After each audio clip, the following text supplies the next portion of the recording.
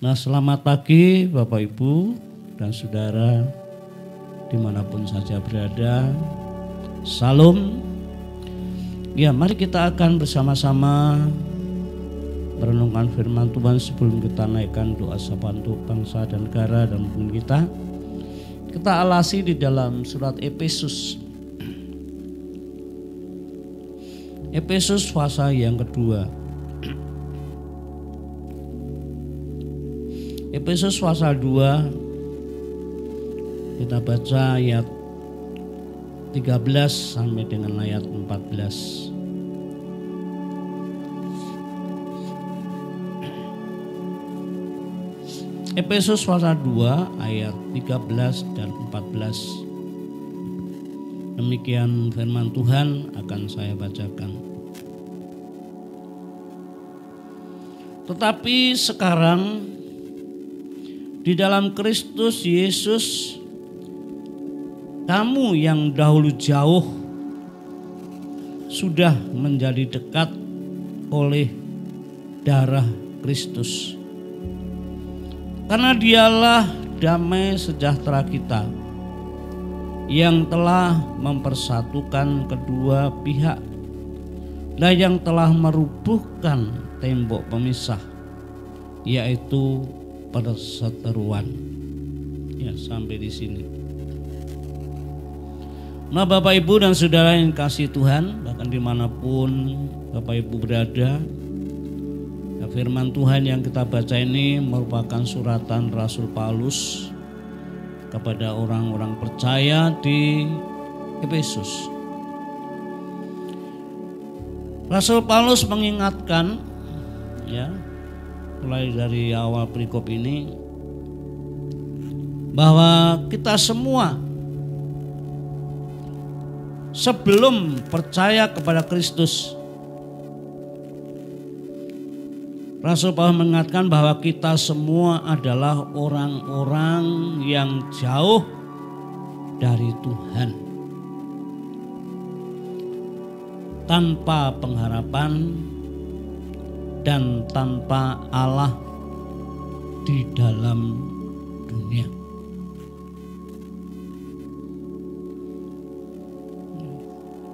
Kita semua yang belum percaya kepada Kristus, kita semua sebelum percaya kepada Kristus, bahwa kita semua adalah orang-orang yang jauh dari Tuhan, tanpa pengharapan dan tanpa Allah di dalam dunia ini. Nah, Bapak Ibu dan Saudara yang kasih Tuhan, ketika hidup manusia itu tanpa Allah, ya, ketika hidup manusia itu tanpa Allah, itu pasti dalam jalan kehidupannya ya hanya nuruti kehendaknya sendiri, kehidupan dalam perkara-perkara dunia, ya, yang sifatnya egois, yang sifatnya mementingkan diri sendiri, dan itu pasti ya bisa terjadi sesuatu kekacauan atau juga perseteruan.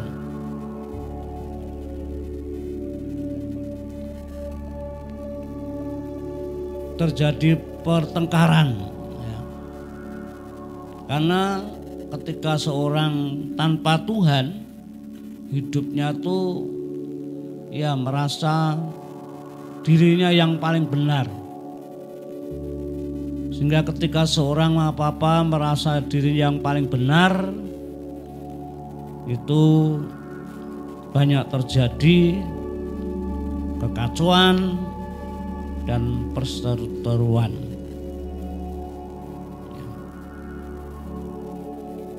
Kita kalau melihat mulai dari manusia pertama, ketika manusia pertama sudah jatuh dalam dosa, kita melihat sesuatu yang sangat menyedihkan, yaitu terutama Kain dan satu bersama Habil dalam mempersembahkan persembahan kurban kepada Tuhan, di mana saat itu persembahan Habil yang diterima, tapi Kain kakaknya Habil tidak diterima oleh Tuhan. Di situ pun juga sudah terjadi kekacauan, perseteruan. Kain yang merasa yang lebih tua, ya, ketika adiknya yang adiknya yang lebih muda diindahkan kurban persembahannya, terjadilah yang mana Habil dibunuh oleh Kain. Ya. Ketika Habil diindahkan persembahannya, hati Kain panas, muram, tidak bisa mengendalikan diri. Ya, inilah yang terjadi, membunuh Habil. Nah, Bapak Ibu dan Saudara yang dikasihi Tuhan, maka perkara ini yang terjadi ya bukan hanya itu saja, tapi banyak hal yang terjadi di mana kita berada. Ya, entah itu seorang dalam pekerjaan atau dalam rumah tangga, ya saya kira juga sering terjadi hal-hal yang tidak baik. Ya, kekacauan, pertengkaran, perseteruan. Ya.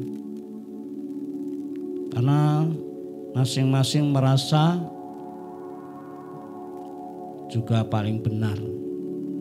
Ya. Nah, perkara-perkara inilah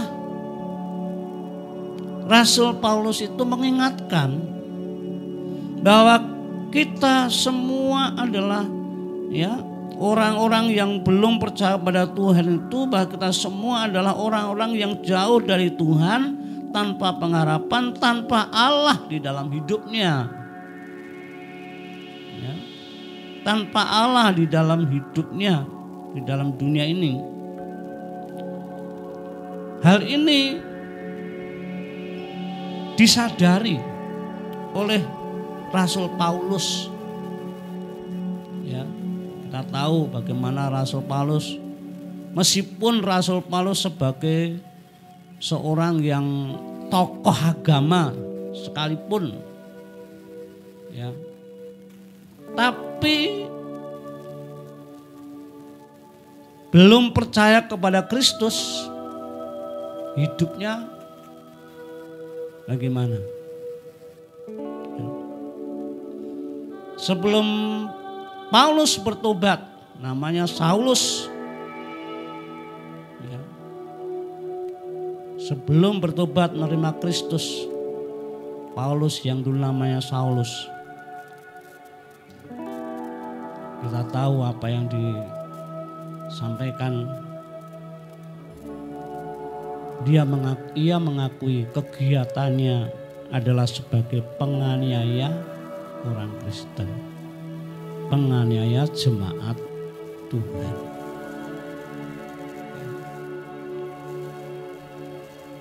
Karena apa? Belum menerima Kristus. Jadi dia ya tanpa Allah di dalam kehidupannya. Masih hidup hanya mengandalkan kekuatannya sendiri. Hidup hanya mengejar tentang ya kehormatan diri sendiri, kemuliaan diri sendiri. Ya. Sebagai tokoh agama, wah ternyata hidupnya masih sedemikian. Ya, begitu kejamnya, luar biasa. Maka kita bisa mengambil kesimpulan orang siapapun, ya agama apapun, ya, ketika orang tidak hidup di dalam percaya kepada Kristus, ya dikatakan oleh Paulus tanpa pengharapan dan tanpa Allah di dalam hidupnya.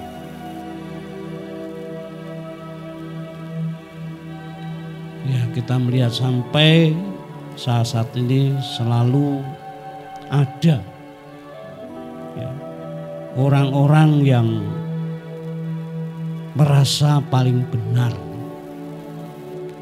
ya, di dunia ini. Di negeri kita sebenarnya dalam situasi pandemi corona itu sudah membuat keadaan menjadi, ya, merupakan suatu keadaan yang perlu ditangani dengan sebaik-baiknya, ya, karena dampaknya krisis dari seluruh sektor kehidupan, namun dimanfaatkan yang seolah-olah ada orang-orang yang merasa benar, ya, membuat orang-orang lain tidak dihargai, ya, sehingga terjadi hal yang tidak menyenangkan. Sungguhnya kita harus menyadari bahwa negeri kita ini saat ini mengalami badai karena corona, tapi sekarang fokusnya bukan ke situ, tapi justru membawa kekacauan-kekacauan karena merasa ada orang-orang yang merasa paling benar di dalam kehidupannya. Maka dalam hal ini Paulus dalam hal ini tetap mengingatkan kepada orang-orang percaya, karena Paulus sendiri sadar apa yang telah diperbuatnya dulu,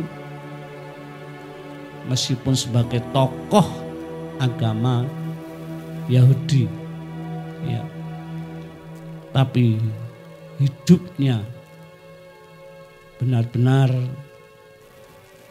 ya, membuat keadaan menjadi kacau, menjadi, ya, keadaan yang tidak menyenangkan. Ya, ya kita baca di situ, kita baca meskipun kita sudah sering dalam Filipi 3 ayat 6 dan 7.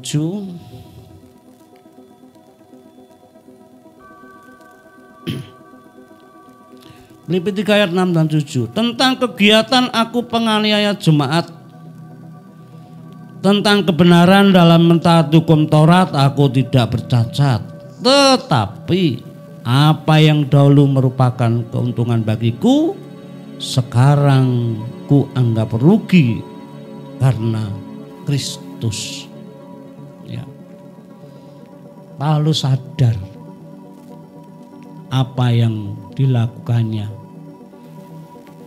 yang dulu menjadi dambaan, ya, untuk mengejar kehormatan,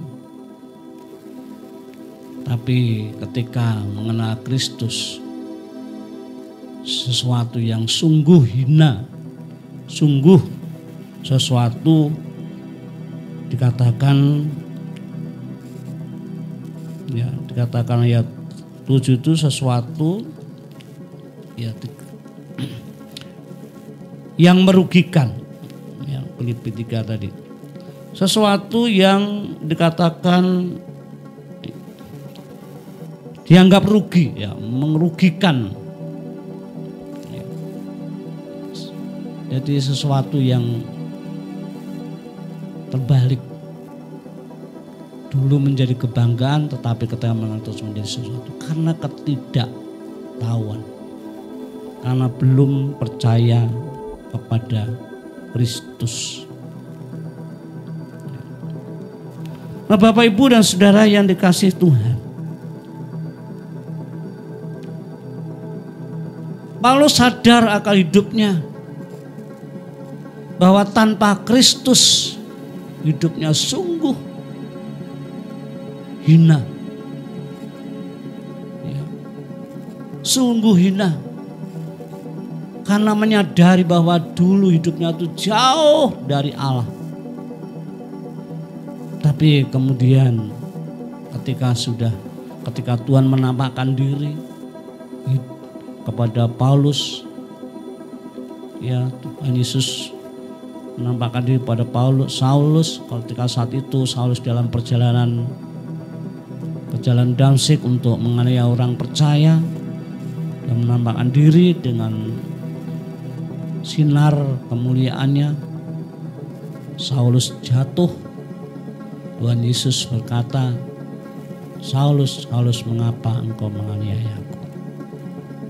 Di situ tentang penderitaan Kristus menjadi sesuatu yang membuat Paulus sadar.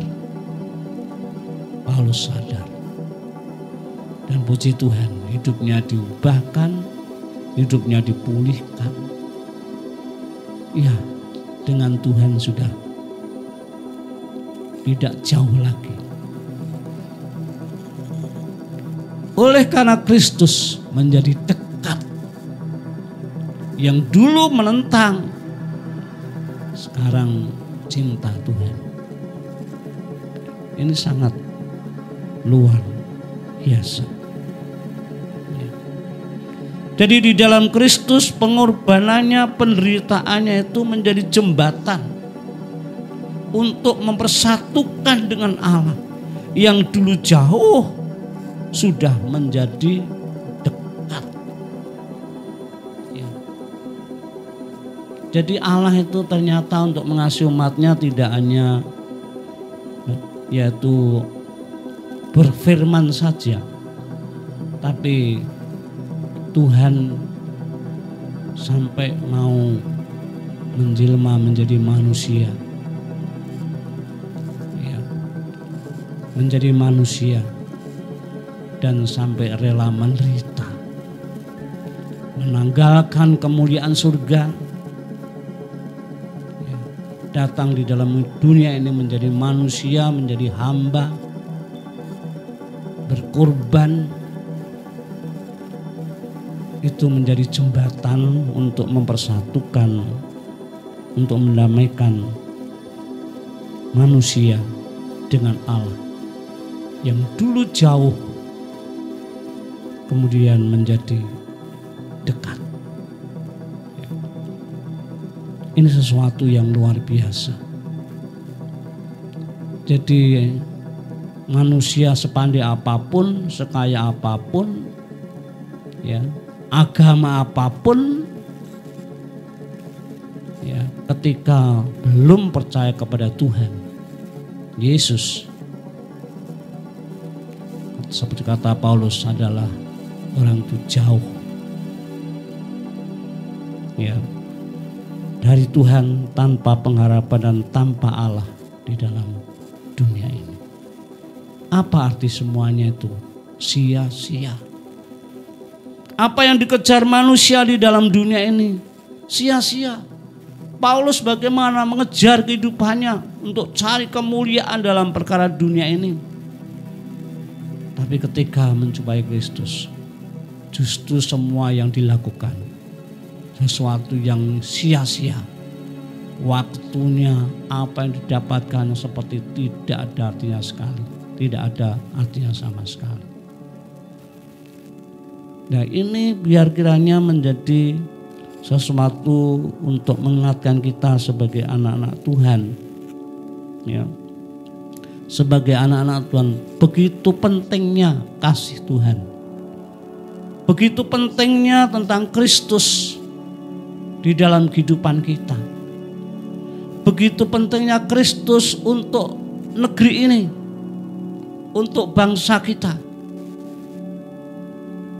Ketika bangsa kita masih menentang akan nama Kristus yang menegakkan cara kehidupan dunia, seperti Rasul Paulus sadari, itu membuktikan orang yang tanpa Allah di dalam hidupnya.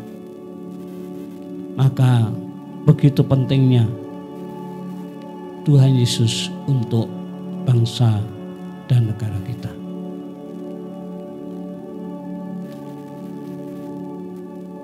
Keadaan negeri ini saat ini mengalami badai.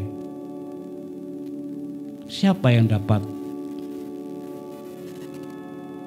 menghindar dari badai yang terjadi di negeri ini? Tidak ada seorang pun. Karena semua yang terjadi seizin Tuhan.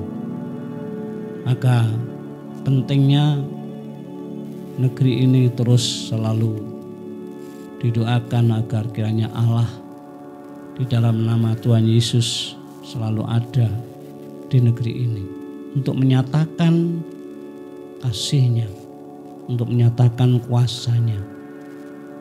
Ya, kita sepatut bersyukur dalam situasi negeri ini yang saat ini mengalami badai.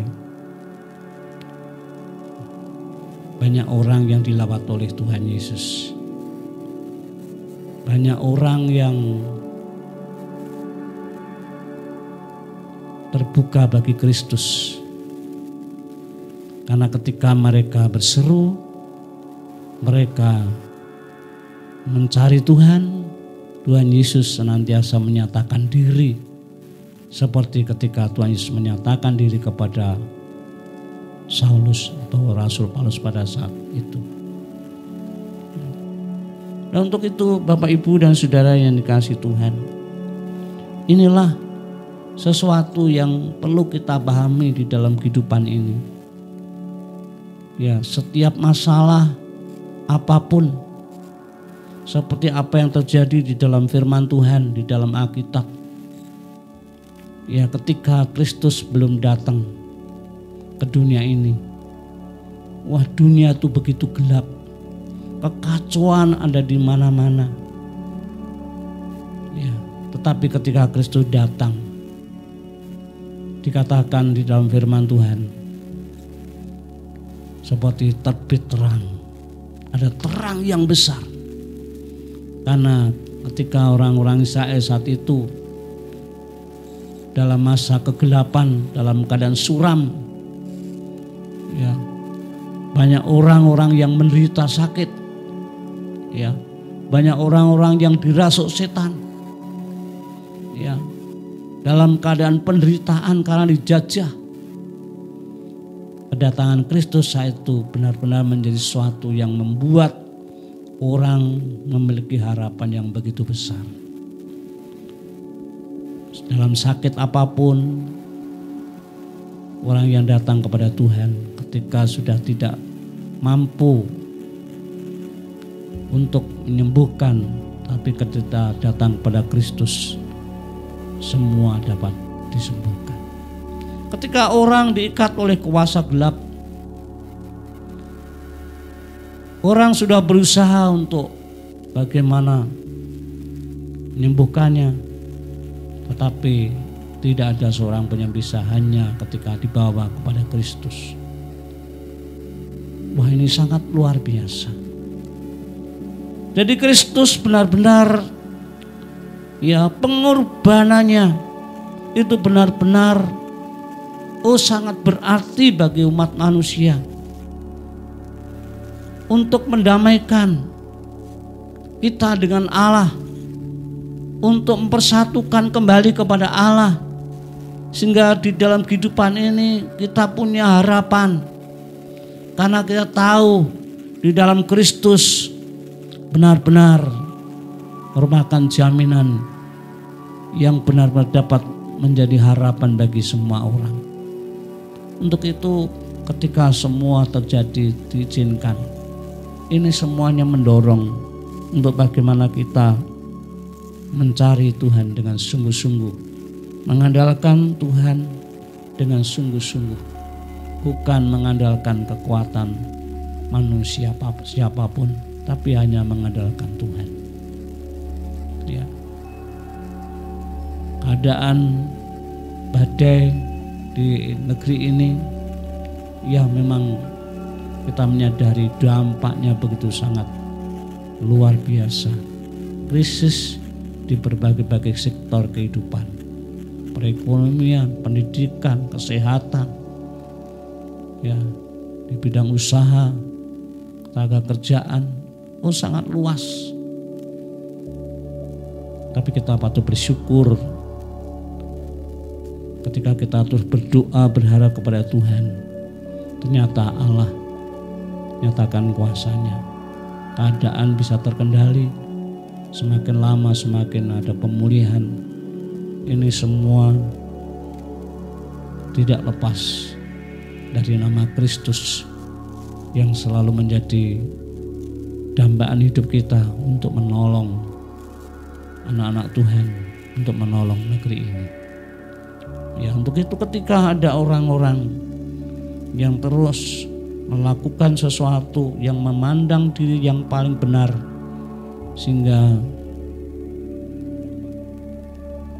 membuat keadaan ya menjadi sesuatu yang memprihatinkan, ya kita doakan saja, sebab mereka tidak tahu bagaimana mengenal Allah yang sebenarnya. Tapi kita terus berdoa biar Tuhan Yesus menyatakan kuasanya untuk membuka mata hati mereka, sehingga jangan sampai mereka mudah dipengaruhi, dikendalikan oleh roh-roh dunia, penguasa-penguasa dunia ini. Namun biar kiranya Allah menyatakan kuasanya, sehingga karena Kristus bangsa kita terus dilawat oleh Tuhan, diberkati oleh Tuhan. Dan untuk itu ini sangat perlu sekali. Tidak ada nama yang lain. Ketika kita terus tetap senantiasa di dalam Kristus, kita yakin bahwa kasih Tuhan, kuasanya dari dulu sekarang tidak pernah berubah. Dan sampai saat ini Kristus hidup dan kuasanya benar-benar dapat kita andalkan. Dan kita percaya doa kita tidak akan sia-sia. Untuk itu Bapak Ibu dan Saudara yang dikasihi Tuhan, untuk itu mari melalui peristiwa-peristiwa yang terjadi di saat-saat ini, ya keadaan memang belum sepenuhnya pulih, tetapi kita melihat bagaimana lawatan Tuhan yang nyata di negeri ini. Ya kita berharap biar kiranya Tuhan terus nyatakan kuasanya, sehingga pemulihan-pemulihan di seluruh sektor kehidupan terjadi untuk bangsa dan negara kita. Dan untuk itu melalui firman Tuhan yang kita dengar saat ini kiranya menjadi berkat, biar kiranya Tuhan nyatakan untuk negeri ini. Nama Yesus biar kiranya terus selalu nyata di tengah-tengah bangsa dan negara kita. Puji Tuhan, Tuhan Yesus memberkati kita semuanya.